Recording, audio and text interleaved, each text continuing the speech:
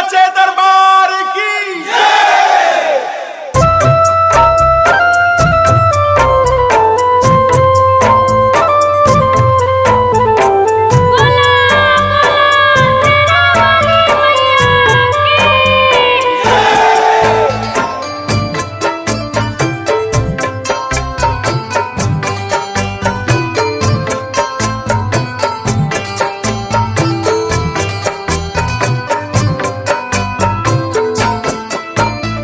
चढ़ल नवरात होता माई के पूजनवा पंडाल बीचे ना।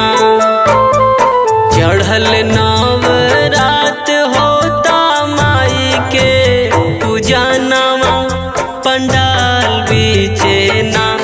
देली माई दर्शनवा पंडाल बीचे ना। देली माई दर्शनवा पंडाल बीचे ना। गौवा नगरिया में होखे जागरणवा पंडाल बीचे ना। गौवा नगरिया में होखे जागरणवा पंडाल बीचे ना। माई देली दर्शनवा पंडाल बीचे ना। माई देली दर्शनवा पंडाल बीचे ना।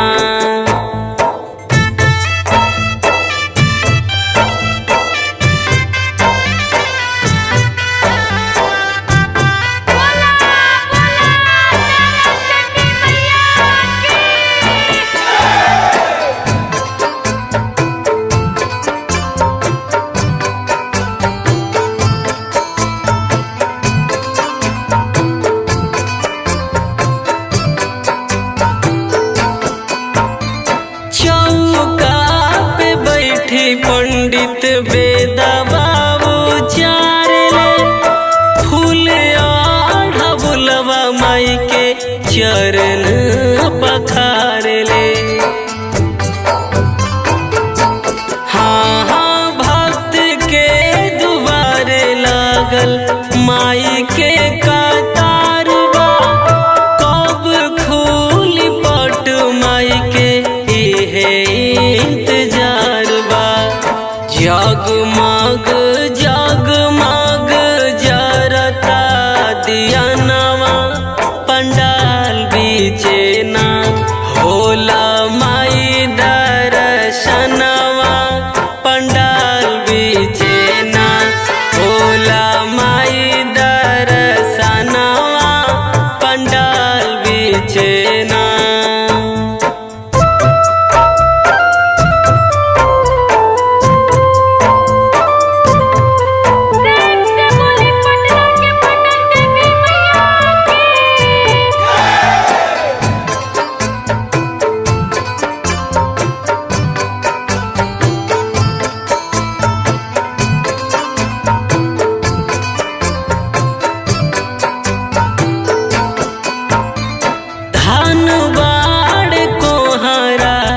रे मूर्ति बनाई के लागे माई बोली दी है अब मुस्काई के। माई के चंद्रमा लीलार शोभे शेर पे सवार हो। रखिया सलामत माई कुल है परिवार हो। सृष्टि के रचयिता बाड़ू विधि के विधानवा पंडाल बीचे ना। होला माई दर्शनवा पंडाल बीचे ना। होला माई दर्शनवा पंडाल बीचे ना।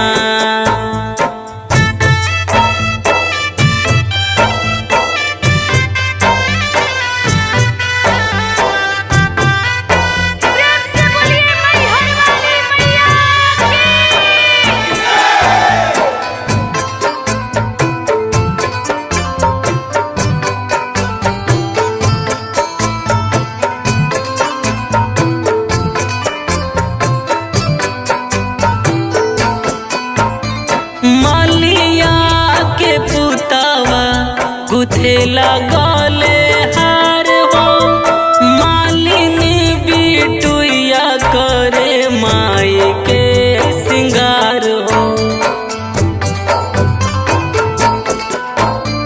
कलशा के जलसा 9 दिन जिया हारे सावेला रविदार सन गीतिया झूमी झूमी गावेला।